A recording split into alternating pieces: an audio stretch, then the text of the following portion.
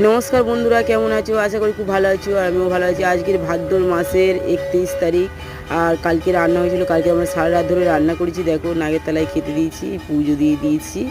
আর এই দেখো মানে 9টা থালা পাততে হয়, 9টা থালা পেতে দিয়েছি।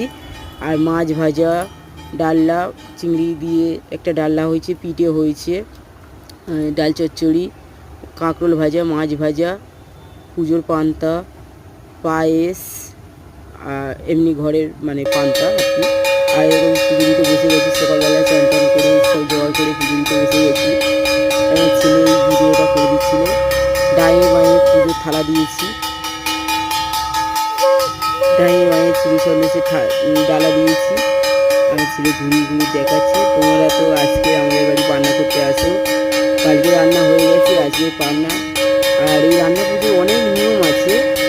আর আমি তো পুরো 1 সপ্তাহ ধরেই কাজ করছি, 1 সপ্তাহ আরও বেশি। তো কালকে সারাদিন ভোর 4টায় উঠেছি আর এইসব পরিষ্কার করে এর গুছন গাছন, কারণ মা মনসার পুজো তো অনেক কঠিন পুজো এটা। দেখো ওই ডায়ে মায়ে চিনি সন্দেশে ডালা দিয়েছি। তোমরা সবাই পান্না করে যাবে। সবাই ভালো থেকো, সুস্থ থেকো।